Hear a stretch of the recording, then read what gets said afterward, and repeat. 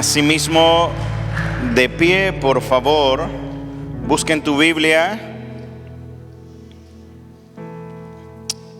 en Lucas capítulo 10.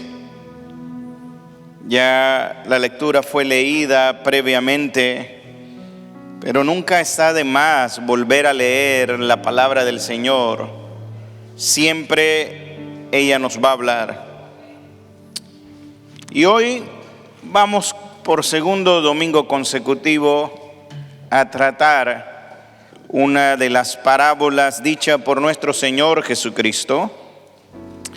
Y hoy vamos a hablar de la famosa parábola del buen samaritano, aunque el título de esta exposición no es el buen samaritano, sino cuando la religión pasa de largo.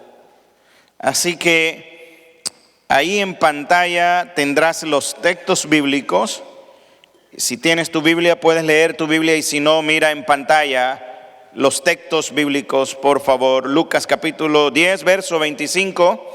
El texto dice de la siguiente manera: y he aquí, un intérprete de la ley se levantó y dijo para probarle: Maestro, ¿haciendo qué cosa heredaré la vida eterna? Él le dijo: ¿qué está escrito en la ley? ¿Cómo lees? Aquel respondiendo dijo: amarás al Señor tu Dios con todo tu corazón y con toda tu alma y con todas tus fuerzas y con toda tu mente, y a tu prójimo como a ti mismo. Verso 28. Y le dijo: bien has respondido, haz esto y vivirás. Verso 29. Pero él, queriendo justificarse a sí mismo, dijo a Jesús: ¿y quién es mi prójimo? Respondiendo Jesús dijo: un hombre descendía de Jerusalén a Jericó y cayó en manos de ladrones, los cuales le despojaron e hiriéndole se fueron, dejándole medio muerto. Aconteció que descendió un sacerdote por aquel camino y viéndole pasó de largo. Asimismo un levita, llegando cerca de aquel lugar y viéndole, pasó de largo. Pero un samaritano que iba de camino, viendo cerca de él y viéndole, fue movido a misericordia, y acercándose vendó sus heridas, echándoles aceite y vino, y poniéndole en su cabalgadura, lo llevó al mesón y cuidó de él. Otro día, al partir, sacó 2 denarios y los dio al mesonero y le dijo: cuídamele, y todo lo que gastes de más yo te lo pagaré cuando regrese. ¿Quién, pues, de estos 3 te parece que fue el prójimo del que cayó en mano de los ladrones? Él dijo: el que usó de misericordia con él. Entonces Jesús le dijo: ve y haz tú lo mismo. Inclina tu rostro y vamos a orar. Amado Dios, en esta hora una vez más nos disponemos, Señor, a compartir, Señor, tu palabra. Yo te ruego que tú retires todo aquello, Señor, que no venga de ti. Alinea mi voz, mi espíritu, mi corazón con tu espíritu, para que tu palabra pueda ser enseñada con total claridad. Aleja de mí, Señor, todo pensamiento humano y permite que sea tu palabra iluminando nuestro entendimiento para poder no solamente comprenderla, sino que también aplicarla. Perdona nuestros pecados y límpianos de toda nuestra maldad. Y ahora estoy en tus manos, Señor, como delante de ti, pero también de parte de ti. Gracias por todo, en el nombre de Jesús. Amén y amén. Pueden tomar su lugar. Los niños se van a quedar el día de hoy dentro del templo, así que los niños no van a salir. Pueden estar por ahí tranquilos. Y bien, qué bonito se ven desde aquí el día de hoy. Dios es bueno, ¿verdad que sí? Y todo el tiempo. Muy bien, gloria al Señor. Me gustaría empezar en esta mañana reflexionando sobre esto. ¿Qué pasaría si Dios evaluara tu fe, tu cristianismo, no por cuánto sabes, no por cuántos versos de las Escrituras tú te sabes, ni por cuántos años llevas en la iglesia, sino por las veces que te has detenido para ayudar a alguien que está en tu camino y que se encuentra herido? Te pregunto, ¿qué crees que revelaría tu vida como cristiano o como hijo de Dios? Si Dios midiera tu misericordia y la misericordia de cada uno de nosotros, no por nuestro conocimiento, sino cómo la aplicamos, ¿qué tan sólido sería ahora mismo tu cristianismo? El texto que ya hemos leído en un par de veces no comienza con una historia tierna, no comienza de hecho con un hombre herido, como lo vamos a ver en la parábola. Comienza con un hombre religioso, con un hombre que es experto en la ley, un hombre preparado, estudiado, conocedor, yo me atrevería a decir, del Pentateuco, un hombre que por lo que leímos sabía recitar de memoria Deuteronomio capítulo 6, verso 5, cuando dice: amarás al Señor tu Dios con todo tu corazón, con toda tu alma y con todas tus fuerzas.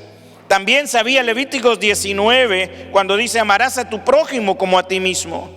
Estamos delante de un hombre que no era un ignorante, ni mucho menos era un ateo y no era un pagano. De hecho, este hombre responde doctrinalmente de una manera correcta. En este hombre hay, vamos a decirlo así, la sana doctrina. Tiene sana doctrina porque conoce las Escrituras y responde de una manera adecuada.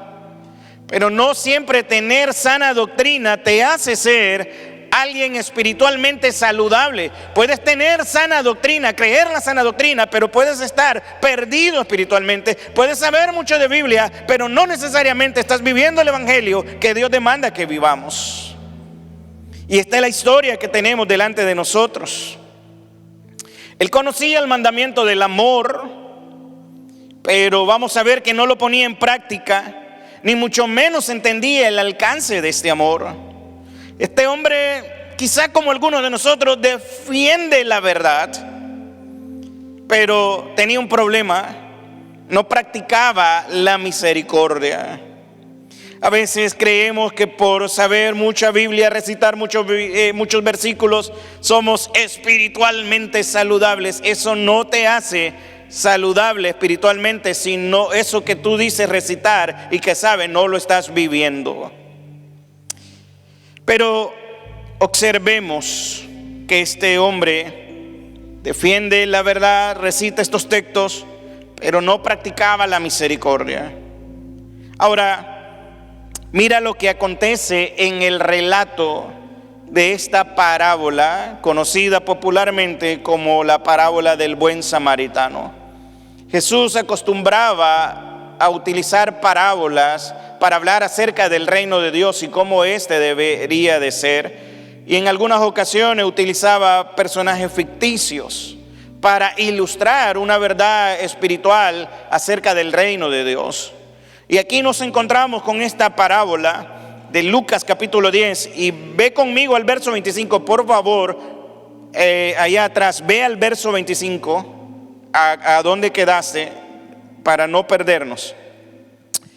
Verso 25 dice lo siguiente: y he aquí un intérprete de la ley se levantó y dijo para probarle: Maestro, ¿haciendo qué cosa heredaré la vida eterna? Lo primero que quiero que observes, estamos verso 25. Lo primero que quiero que observes es lo siguiente. Esto parece contener una pregunta, quizás la pregunta más importante que un ser humano puede hacer, y de hecho lo es. Maestro, ¿haciendo qué cosa heredaré la vida eterna? Observe que la pregunta en sí encierra algunos aspectos que podrían confundirnos, porque él habla de qué cosa hacer para heredar la vida eterna. No hay nada que hacer para heredar la vida eterna, al menos desde la perspectiva humana. La vida eterna se alcanza a través de la fe puesta en Jesucristo como el Señor y Salvador de nuestras vidas. No hay nada de tus buenas obras que te lleven al trono de Dios. La salvación es por gracia. Pablo dijo, porque por gracia soy salvo, por medio de la fe. Y esto no es un don de vosotros, es un don de Dios para que nadie se gloríe. Así que la pregunta está mal estructurada en la concepción de este judío, pero la pregunta sigue siendo importante. ¿Qué cosa hay que hacer para tener la vida eterna? Esta es una pregunta realmente trascendental, ya que habla de la eternidad, habla de nuestro destino eterno y habla de qué manera yo puedo permanecer en comunión con Dios.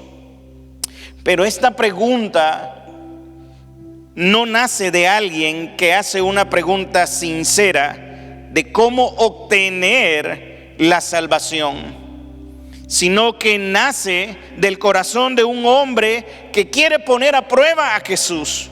Observa que el texto dice, y aquí un intérprete de la ley se levantó y dijo, ¿para qué? Para probarle. Este hombre no se levanta para aprender, no se levanta para arrepentirse, no se levantó para rendirse, no se levantó para ser quebrantado por Jesús. De hecho, ni parece que estaba buscando genuinamente a Jesús. Se levantó para probar a Jesús. No viene diciendo, Señor, yo necesito de tu gracia, yo necesito de tu comunión contigo. No viene haciendo esas cosas, viene buscando cómo probar a Jesús. Hoy en día hay personas que se acercan a Jesús, pero no para someterse a Él. Algunos buscan a Jesús, y quizás algunos están sentados en esta mañana, buscan a Jesús para que Jesús les resuelva un problema financiero. Otros buscan a Jesús para que Jesús les arregle el matrimonio en crisis. Si hay matrimonio en crisis, lo que tienes que arreglar es tu carácter. Deja de gritar, de pelear, de acusar, de censurar, y quizás entonces el Señor tenga misericordia. Algunos buscan a Jesús para salir de la crisis migratoria, una situación muy complicada. Y otros buscan a Jesús para recibir un milagro. El problema con esto es que cuando nos acercamos a Jesús no venimos diciéndole a Jesús, Jesús, examina nuestro corazón y transforma nuestro corazón. Nos acercamos a Jesús por conveniencia, porque entre manos de, entonces más queremos de Jesús. Y este es el problema del hombre y del ser humano. Jesús dijo que primeramente había que buscar su reino, el reino de Dios y su justicia, y todas las demás cosas os serían añadidas. Si quieres ser bendecido por Dios, la primer bendición es estar en comunión con Él. De hecho, el apóstol Pablo ya ha declarado que ya hemos sido bendecidos en Cristo Jesús con toda bendición espiritual en los lugares celestiales. Ya hemos sido adoptados como hijos, ya hemos sido regenerados como hijos, ya hemos sido justificados como hijos, ya nuestros nombres están inscritos en el libro de la vida, ya tenemos salvación y seguridad eterna en Cristo Jesús, Señor nuestro. ¿Qué más bendición quieres? Si lo vas a dar, dalo bien.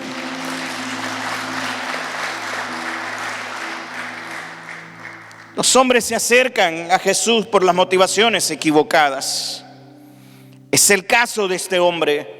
Y para entender bien la historia, uno tiene que contextualizar todo el capítulo 10. A mi juicio, este hombre se sintió aludido cuando Jesús le dijo a los discípulos que no se regocijaran porque los demonios se sujetaran a ellos. El capítulo 10 de Lucas nos enseña que Jesús envía a 70 de dos en dos, y estos van por ciudades y pueblos, van predicando el evangelio del reino de Dios, van reprendiendo demonios, y ellos vienen regocijados de que los demonios se someten a ellos en el nombre de Jesús. Y Jesús le dice: no se regocijen por eso. Y eso me hace recordar a lo que Jesús mismo dice en Mateo 7. Señor, Señor, en tu nombre hicimos esto y aquello y echamos fuera demonios. Jesús dice: yo nunca los conocí, apartado de mí, hacedores de maldad. Así que el echar fuera demonios no necesariamente es una garantía de que el reino de los cielos ya lo hayas adquirido.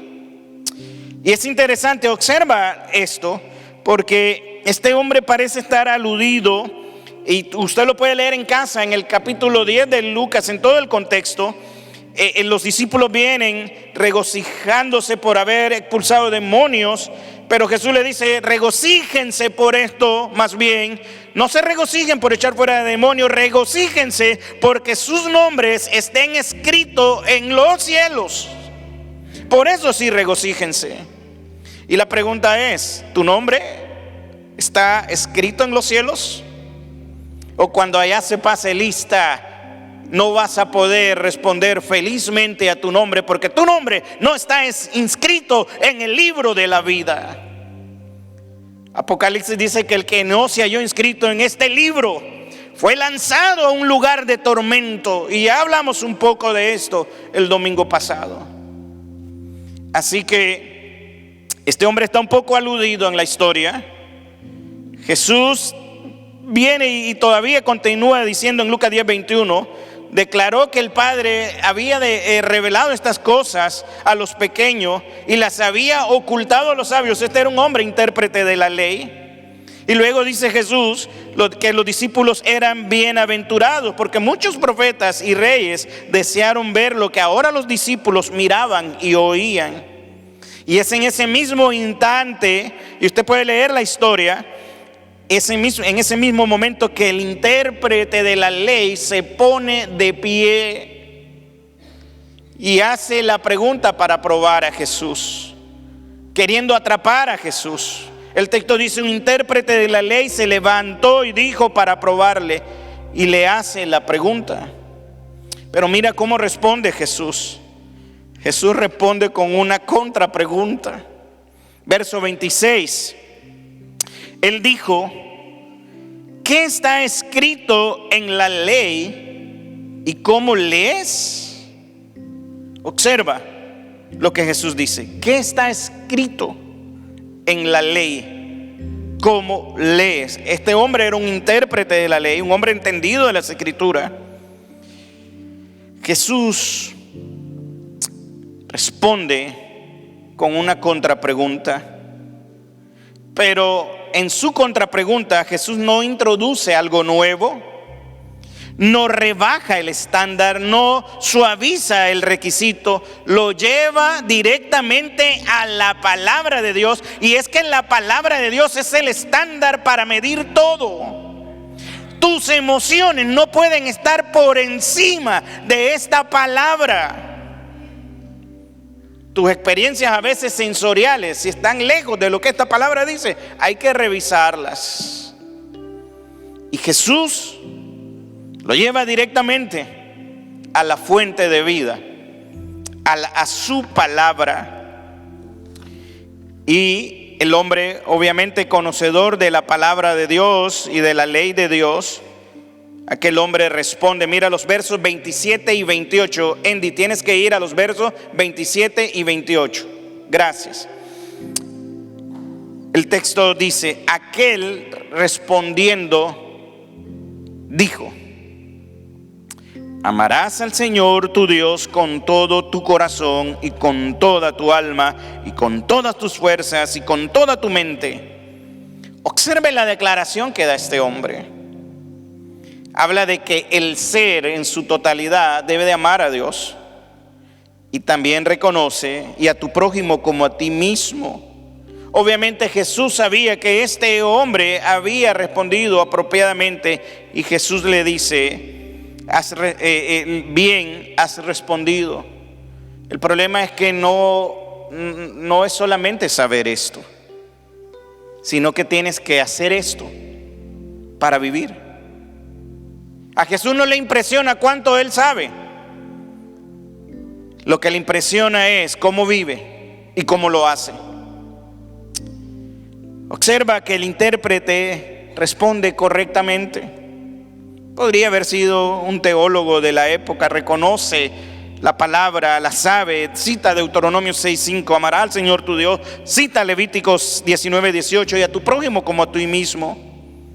No obstante, este hombre parece no estar viviendo conforme a lo que él dice creer. Y de hecho no está diciendo algo nuevo, más bien está resumiendo toda la ley de Dios. Esto puede indicarnos que este hombre conoce la ley de Dios a la perfección. Pero aquí debemos de detenernos un poco, porque él dice: amarás al Señor tu Dios. Pero amar a Dios no es un acto de rituales. No es cumplir ceremonias. No es decir yo soy cristiano y ya. Amar a Dios es rendirle el corazón. La pregunta es: ¿qué tan rendido está tu corazón? Amar a Dios es buscar su santidad. Es darle el primer lugar a Dios en todo. Eso es amar a Dios. ¿Y sabes qué? Mayor aún, es obedecerle a Dios cuando nadie nos está viendo. Eso dice cuánto amas a Dios o cuánto no le amas. Amar a Dios no es honrarlo solamente de labios y venir de vez en cuando un domingo y cantarle gloria a Dios. Jesús dijo, y el profeta Isaías también argumentó, que este pueblo solo de labios le alaba, pero su corazón está lejos de él. Por lo tanto, no es honrarlo de labios mientras el corazón está lejos. No es orar solo cuando tenemos una necesidad. Ay, hermano, ore por mí. Amar a Dios no es eso.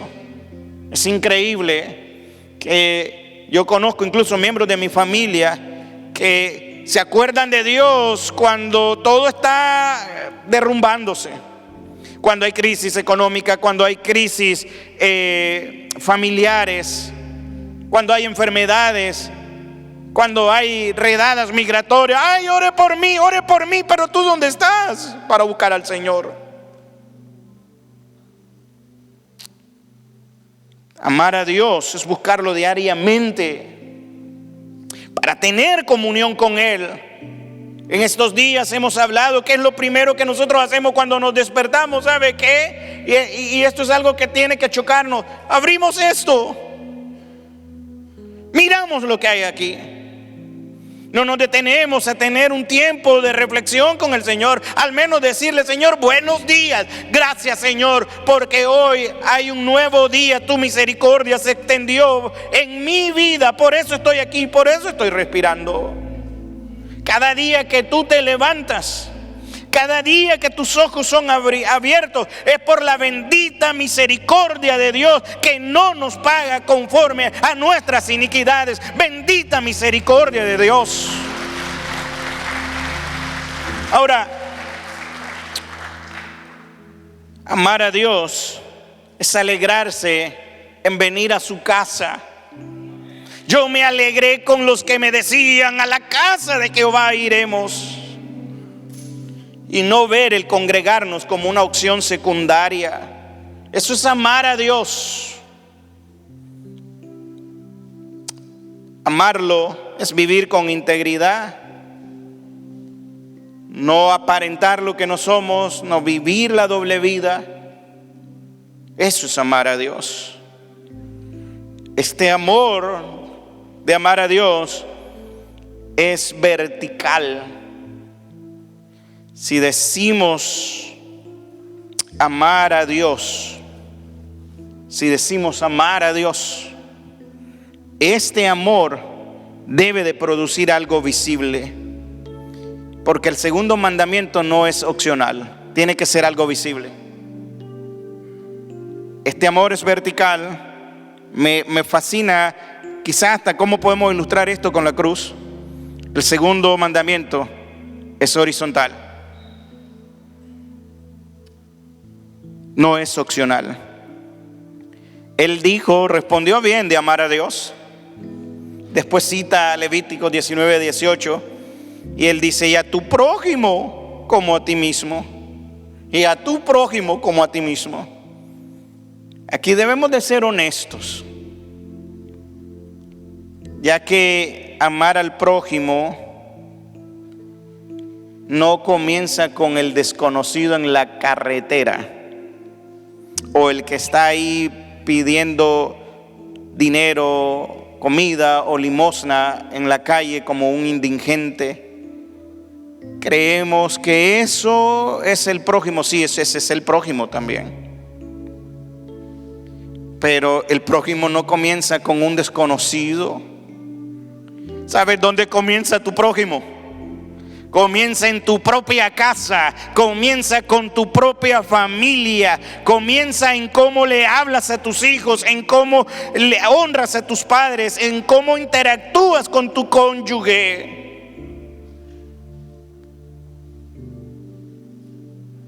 Eso es amar al prójimo. Amar al prójimo es como yo respondo cuando estoy cansado. Hay hombres que llegan cansados, muy cansados, presionados por el trabajo, llegan molestos, pero lo primero que hacen es sacar toda esa ira que tienen contra la pobre mujer que ha pasado todo el día cuidando al niño o a la niña. Sonríe que Jesús te ama, varón.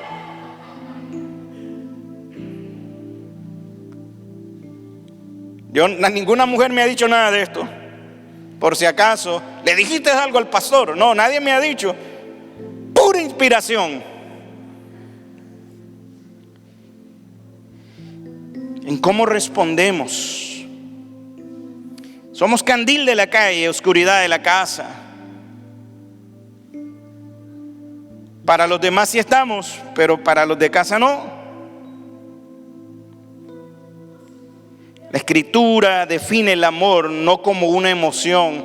Decirle, ay, te amo, piojito. No, eso no es amor. Eso no es amor. Pablo define el amor y dice: el amor es paciente, es benigno, no busca lo suyo, no se irrita, varones, no se irrita. Estoy convencido, quizás Dios libre a uno o dos, pero yo estoy convencido que nosotros los varones tenemos un problema de irritación. Por todo y por nada. Es más, nos deberían de decir los irritables. Pobres las hermanas. De verdad que sí. Efesios 5 muestra que amar es entregarse. Decimos que amamos, pero amamos de palabra, y Juan corrige esto en su primera carta y dice: no amemos de palabra ni de lengua, sino de hecho y en verdad. Así que, mis hermanos, amar bíblicamente, amar al prójimo, es buscar el bien del otro, aun cuando me cuesta. No es solo decir te amo en el amor de Cristo. ¿Cuántas veces yo he escuchado esa expresión en los super espirituales que parecen la cuarta persona de la Trinidad? Te amo en el amor de Cristo, pero detrás de ese te amo en el amor de Cristo hay críticas, hay murmuración, hay juicio, hay resentimiento. Eso no es amor. Y mucho menos es el amor bíblico. Por eso es que el amor no es sentimentalismo espiritual. El amor es compromiso visible. ¿Qué tan comprometido estás con tu causa primaria? Eso es amor. Amor también es amar a tus hermanos. Juan dice: el que no ama a su hermano, a quien ha visto, ¿Cómo puedes amar a Dios a quien no ha visto? Ay, yo sí amo a Dios, amas a Dios, pero andas en pleito con tu hermano. ¿Cómo es eso? El texto está diciendo que todo aquel que no puede amar a su hermano, ¿cómo es posible que pueda amar a Dios? Hay una incongruencia. No hay equilibrio posible entre estas dos cosas. Si solo dices amo a Dios pero no al prójimo, no hay equilibrio. Y es interesante que hay otros que aman al prójimo pero no aman a Dios. Se van al otro extremo. Gente que ama al prójimo pero no ama a Dios. Creen que por hacer obras de caridad o obras buenas ya tienen ganado el cielo, y eso no es correcto. El amor a Dios y el amor al prójimo no compiten, se complementan. Yo no puedo cantar Te amo Señor el domingo. Fíjense qué interesante esto ocurre. No puedo cantar Te amo Señor el domingo, eres el Dios de mi corazón, te amo Dios, y todas esas cosas que cantamos que son buenas. Las cantamos aquí, nos conmovemos, lloramos, nos estremecemos en el espíritu y todas esas cosas. Pero saliendo de aquí,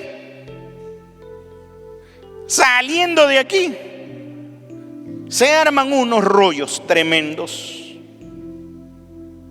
Empieza a tratar con dureza a la persona que es tu prójimo el que está al lado tuyo.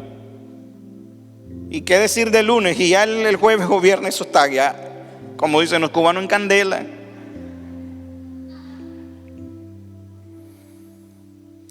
No podemos hablar de santidad si tú estás teniendo problemas porque no sabes cómo amar.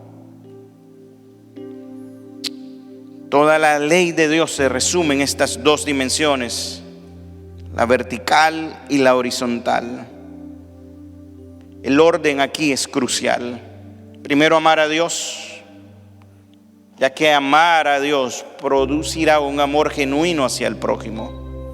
Así que, mis hermanos, si no amamos a Dios, nuestro amor al prójimo será selectivo, limitado, condicionado.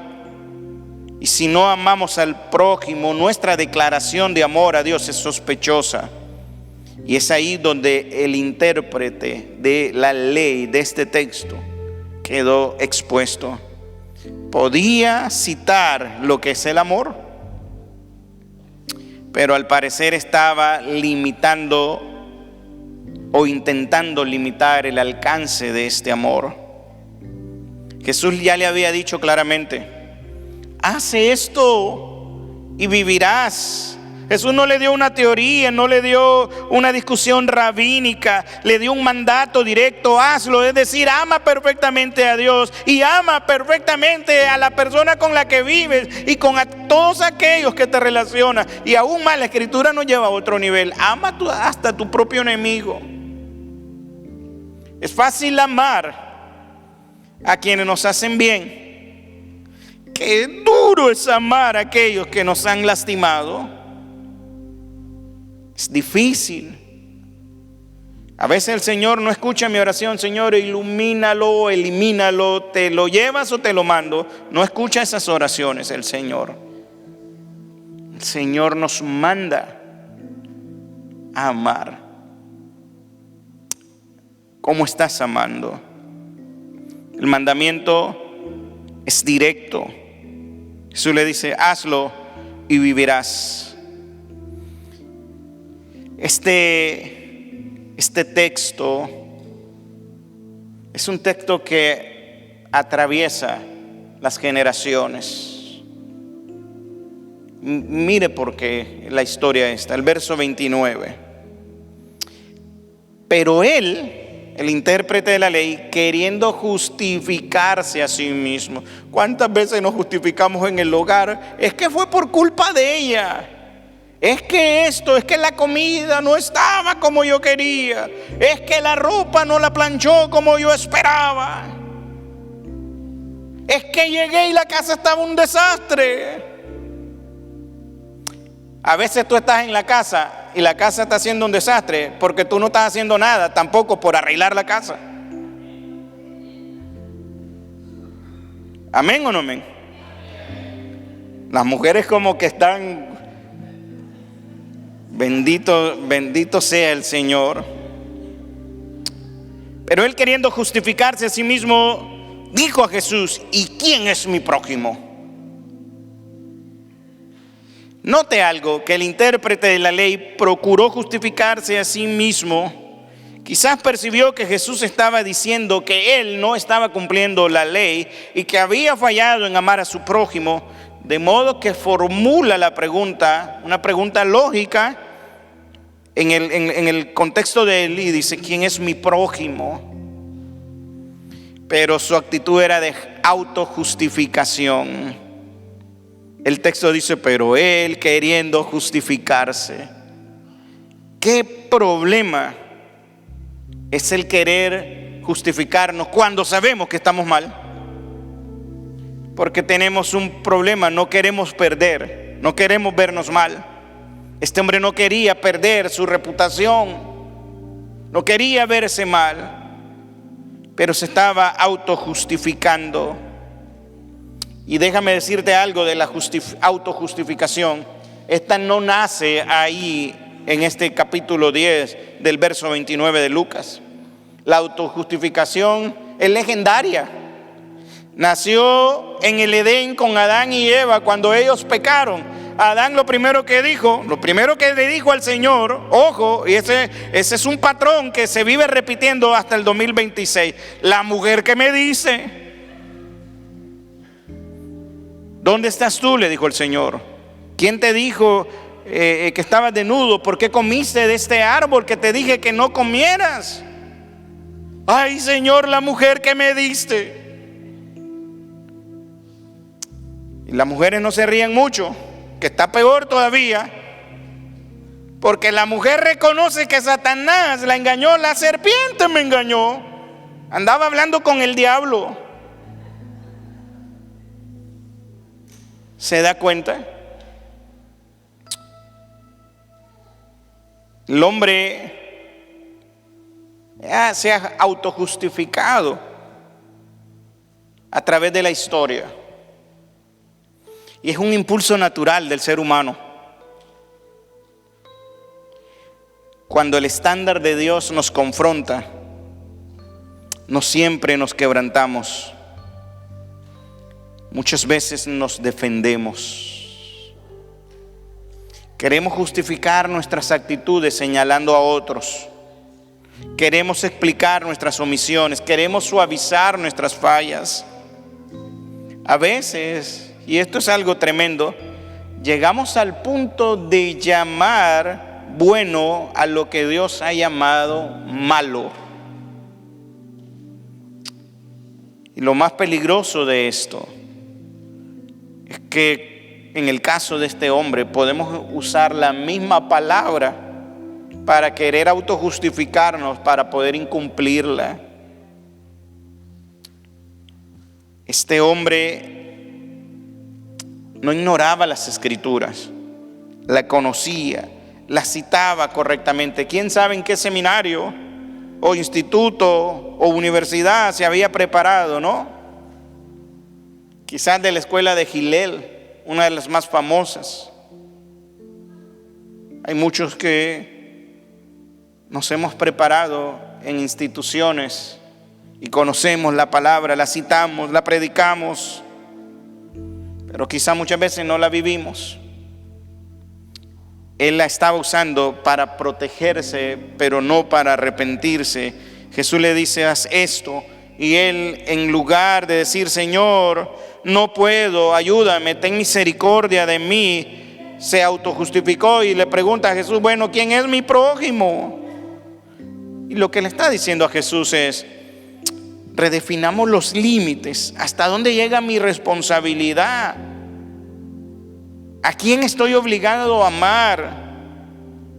Todo esto es autojustificación, porque esto reduce el estándar de Dios para nosotros poder sentirnos aliviados y tranquilos cuando ya la palabra ha hablado. Esto no es algo que solamente ocurre en esta historia.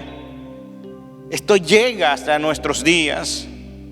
Nosotros también sabemos el estándar. Sabemos que debemos amar. Sabemos que debemos congregarnos. Sabemos que debemos honrar a Dios con nuestra vida. Pero nos autojustificamos.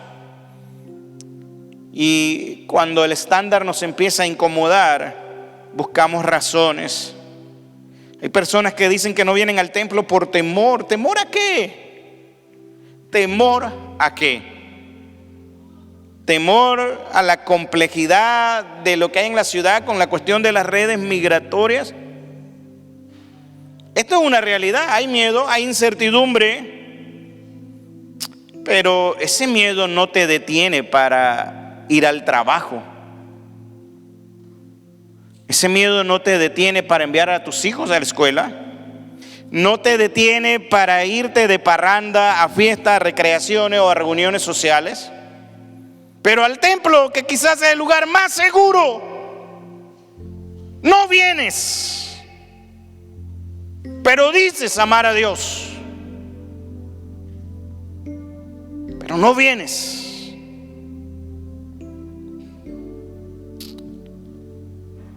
¿Cómo puede ser que ames a Dios y no quieras estar en su casa?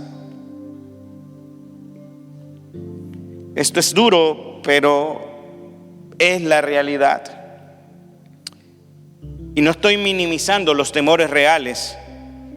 Lo que estoy diciendo es que el corazón humano está tomando esto para autojustificarse selectivamente. Nos justificamos porque en el fondo sabemos que no estamos viviendo al nivel del estándar de Dios. ¿Qué dirían los cristianos de la antigüedad con aquellas persecuciones donde eran perseguidos por ser cristianos, llevados a prisión, arrastrados? Los hombres y las mujeres eran arrastrados, utilizados como antorchas humanas, eran devorados en el circo romano por las fieras, eran expuestos. ¿Qué diría esa generación de los justinianos que viven en el 2026, que tienen miedo a las redadas? ¡Wow! Sonríe, que Jesús te ama. Y si hay algo que no has entendido aún, déjamelo decirte. Dios sigue siendo rey, Él sigue gobernando y no va a pasar nada que Dios no permita. Él sigue sentado en su trono de gloria.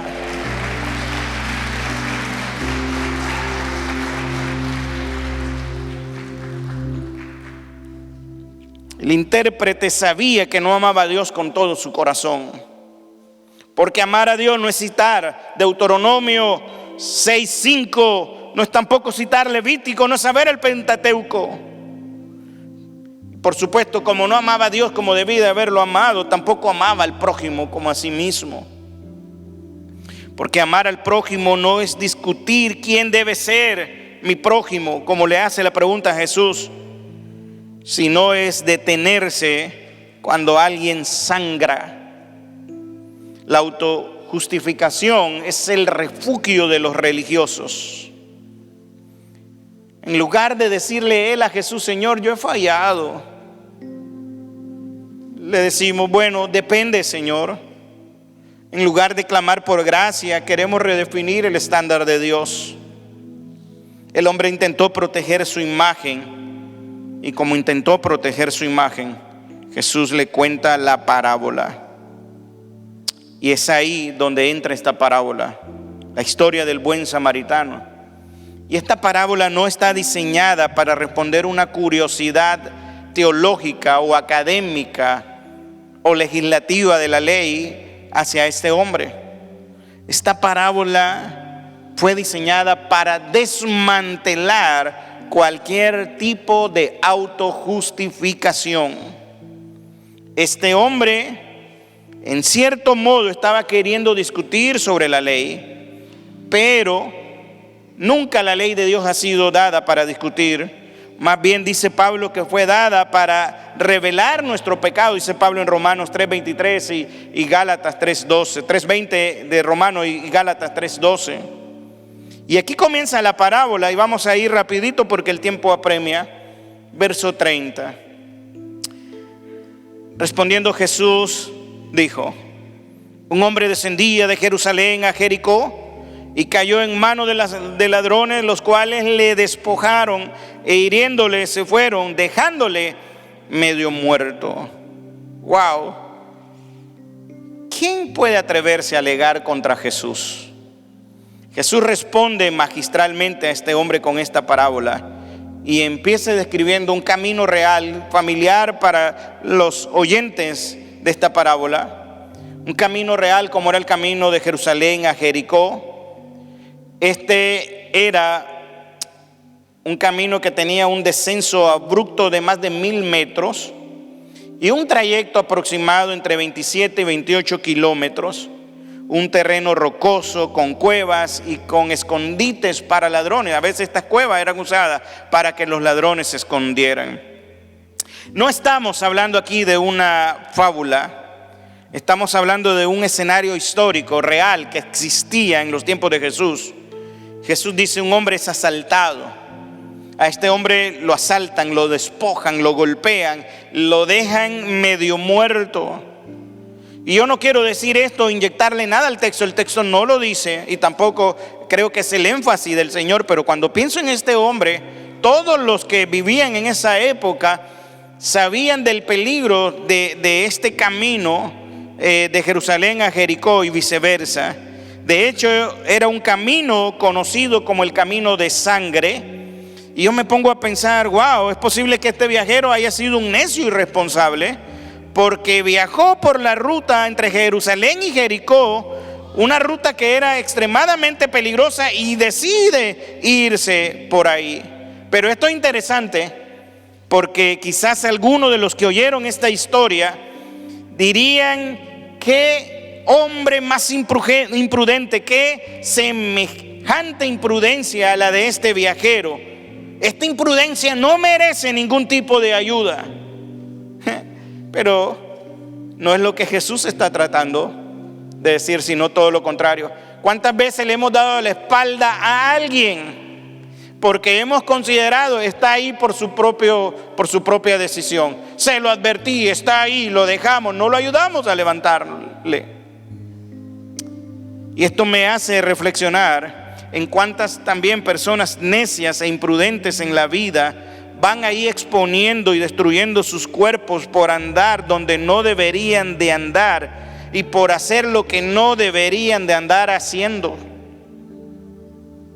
Oseas dice: ¿quién es sabio para que entienda esto y prudente para que lo sepa? Porque los caminos de Jehová son rectos y los justos andarán por ellos, mas los rebeldes caerán en ellos.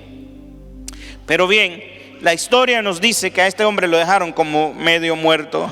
La historia va subiendo en su clímax y ahora aparecen dos figuras que el auditorio respetaba mucho porque eran personas religiosas. Mira lo que dice versos 31 y 32.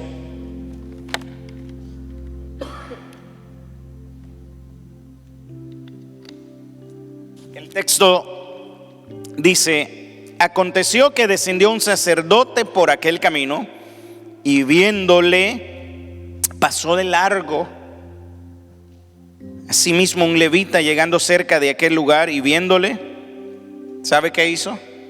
Pasó de largo. Observemos primero al sacerdote. El hombre, yo me imagino a Jesús contando la historia. El hombre está ahí tirado, golpeado, maltratado, casi medio muerto, y viene este sacerdote y lo ve. Pero el texto dice que pasó de largo, verso 31. Es decir, se apartó deliberadamente. ¿Cuántas veces nosotros le damos la espalda a aquellos que vemos en necesidad? Y somos cristianos y andamos predicando. Cuidado que un día ese que le diste la espalda no venga a la iglesia y te vea aquí que tú le diste la espalda. Yo pienso en los sacerdotes de aquella época, en hombres que en algún momento, si hablamos bien de un buen sacerdote, podemos asumir que se trataba de un sacerdote fiel. Seguramente amaba tanto a Dios como a su nación, era un nacionalista, seguramente iba rumbo para cumplir con los deberes en el templo. y baja por casualidad por este camino a Jericó, y cuando ve al hombre medio muerto, pasa por el otro lado. Este hombre religioso no mostró intención de ayudar. Por eso yo decía al inicio, la religión que pasa de largo. No mostró intención en ayudar. Se apartó deliberadamente. Quizás podemos asumir que tenía un buen propósito, quizás tenía prisa por cumplir con sus deberes religiosos. Quizás el trayecto requería un día de viaje y por eso no podía detenerse. Y podemos pensar que quizás no quería exponerse a violar la ley ceremonial porque vio al hombre como medio muerto, o quizás en su percepción lo vio como muerto y no quería tocar un cadáver porque les era prohibido, porque tendrían impureza por 7 días. Seguramente él pensó, bueno, esto va a afectar mi desempeño en el templo. Y lo que yo veo aquí es que el sacerdote no quiso sacrificar su trabajo, no quiso sacrificar su turno, sus privilegios, sus estatutos. Antes que nada, puso su ministerio por encima del hombre herido. ¿Cuántos anteponen la iglesia, la ceremonia, los rituales? Las ponen por encima de las necesidades de personas desesperadas. Es interesante, invertimos en eventos, en edificios, en comida, que en vidas que se están muriendo ahora mismo ahí afuera. Y quiero decir esto, mis hermanos: la religión sin compasión es fría. Tú puedes estar ocupado en las cosas de Dios como quizás este hombre, pero puedes fallar en el corazón, puedes estar fallando espiritualmente. Pero el texto dice que también luego aparece en escena un levita, y este todavía, yo no sé quién es peor, si el sacerdote o el levita, porque este se acerca, dice el texto, se acerca más al menos que el sacerdote, observa y parece ser que es conmovido, se conmovió, pero no ayudó. Igualmente pasó de largo. No basta con sentir pesar cuando alguien está pasando por necesidad. No basta con decir, ay, pobrecito. Ver la necesidad, acercarnos y decir, ay, pobrecito. Dios no espera eso de nosotros. Dios espera que nuestro amor sea un amor en acción. Dios espera que ayudemos a levantar al caído. Así como Él nos levantó y nos sacó de las tinieblas a su luz admirable, así espera Él de nosotros con cada uno de aquellos que todavía no le han conocido. El hombre fue conmovido, pasó de largo. Y yo me detuve a pensar en esto y pregunto: ¿realmente nuestra iglesia es una iglesia que sabe ver la necesidad? Y lo más importante, somos una iglesia que no solamente ve la necesidad, sino que también somos capaces de detenernos para ayudar a otro. Santiago dice que la fe sin obras es muerta. Mis hermanos, la parábola no es romántica, es confrontativa. Pero entonces la escena cambia, y es que Dios siempre tiene un plan A. El sacerdote ni el levita eran el plan A. Dios siempre tuvo un plan A. Y mira lo que dice en los versos 33 al 35. Aparece alguien en escena inesperado. La historia da un giro que debió incomodar profundamente a los que estaban ahí escuchando. Y mire, los samaritanos eran considerados enemigos de los judíos, y es el enemigo quien ama a este que está ahí, que posiblemente era judío. Pero cuando yo me los encuentro en las escrituras, yo le doy gracias a Dios por este pero. Yo le doy gracias a Dios cuando hubo personas que me vieron en necesidad, que me vieron caído, golpeado, maltratado, casi destruido por causa del maligno. y que pasaron de largo, que juzgaron, criticaron. Pero le doy gracias a Dios por aquellos hombres y mujeres que Dios levantó y que los detuvo con ese pero para venir a ayudarme, socorrerme y levantarme. Bendito sea Cristo Jesús por lo que Dios hace.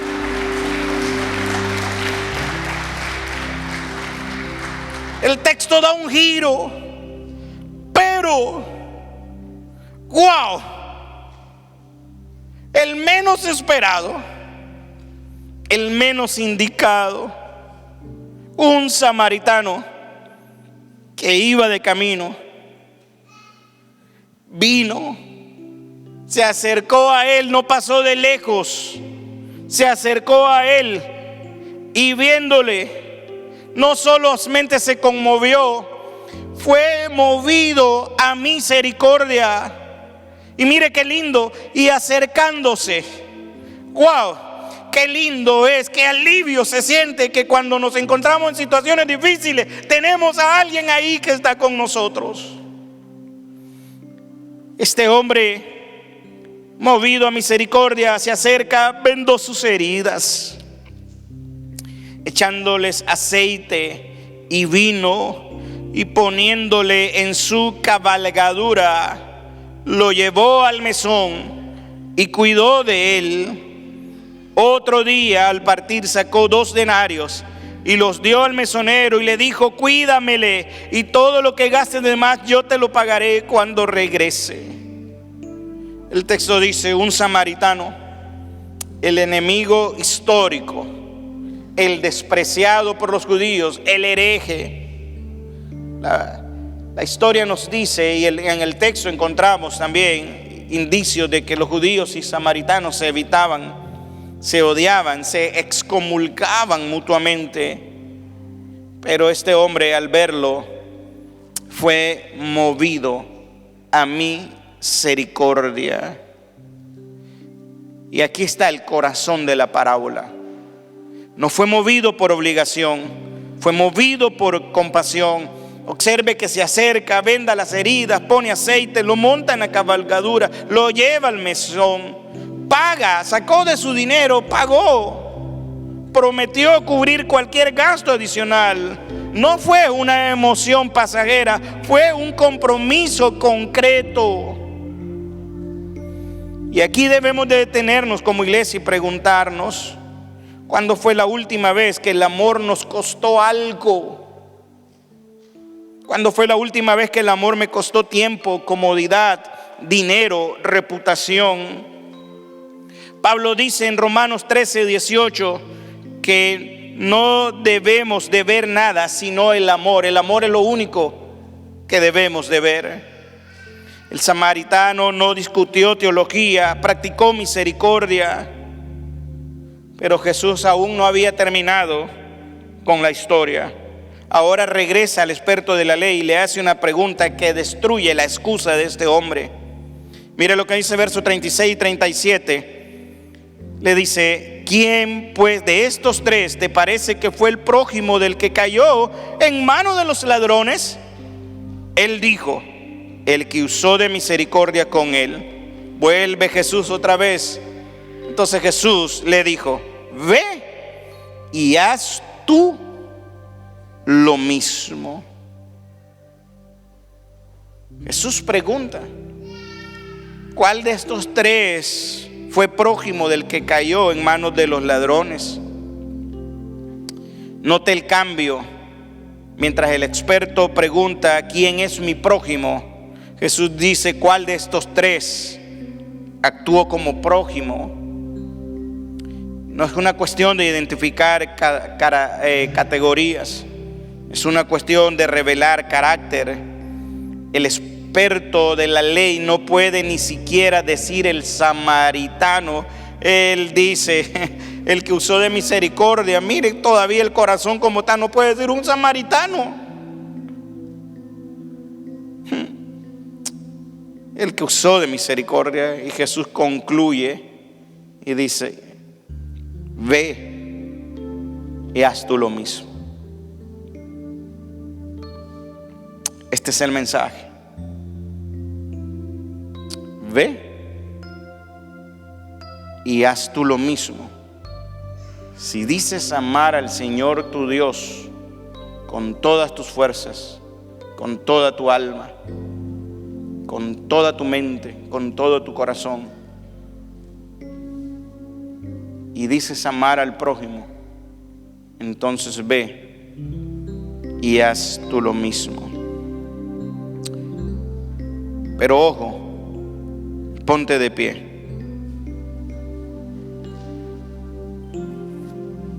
Jesús no está diciendo, porque quiero aclarar esto, que la vida eterna se obtiene por amar a alguien perfectamente. Porque si esa es la medida de amar perfectamente, estamos descalificados, porque ninguno ama perfectamente. Piense que si la vida o la vida eterna dependiera de amar perfectamente, ¿quién puede salvarse? Si Romanos 3:23 dice que todos hemos pecado, Gálatas 2:16 dice por las obras de la ley nadie será justificado, Romanos 8:3 dice lo que era imposible para la ley por cuanto era débil por la carne. La ley exige perfección, pero nosotros fallamos. Pero aquí es donde quiero concluir y es donde entra el Evangelio. Y líbreme Jehová de querer alegorizar esta parábola como la hizo Agustín de Hipona. Pero yo sí veo un principio redentor en esta parábola. Y el principio es este. Nosotros éramos el hombre de alguna manera muerto. Efesios 2:1 dice que nosotros estábamos muertos en nuestros delitos y pecados. Pero a mí me impacta algo mucho más, que a pesar de estar muerto por mi estilo de vida, por mi arrogancia, por mi orgullo, Cristo no pasó de largo. Se detuvo en aquella cruz. Y siendo aún yo un pecador, Cristo murió por mí. Se detuvo. Y al detenerse, Pablo dice, fue hecho pecado por nosotros. Al detenerse nos compró no con 2 denarios, nos compró con su sangre preciosa derramada en aquella cruz.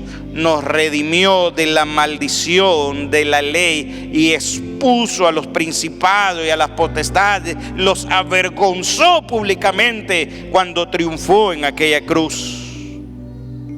Él se detuvo. Él es el que verdaderamente cumple a perfección lo que la ley exigió. Y ahora Él ofrece vida eterna a todo aquel que cree y se arrepiente. Iglesia, si hemos sido alcanzados por esa misericordia, no podemos vivir pasando de largo incluso con los perdidos. Hay gente que necesita, hay gente que está muriendo cada 2 segundos. Escuché en una conferencia reciente, muere alguien cada 2 segundos. Cada 2 segundos está muriendo alguien en el planeta. Y cada 2 segundos hay personas que se están yendo al infierno. Cada 2 segundos hay cristianos que no están hablándole a otros y que se están muriendo. El que no ama a su hermano ni al prójimo no conoce a Dios. La ley no te salvará, conocer Biblia no te salvará, tus esfuerzos no te salvarán, tu moralidad no te salvará. Lo único que te va a salvar es que el Señor tenga misericordia de ti. Jesús dijo, venid a mí todos los que estáis trabajados y cargados y yo los haré descansar. Cristo es el único que no ha pasado de largo. Tu familia, tus padres quizás pasaron de largo y te dejaron cuando eras un niño. Tu esposo, tu esposa te dejó y pasó de largo, pero Jesús nunca ha pasado de largo. Él está más cerca que nunca. Así que, ¿por qué no vuelves? Si es que andas alejado de Él, ¿por qué no vuelves con Él? Y si no lo conoces, ¿por qué no te entregas y te rindes hoy a Él? Inclina tu rostro.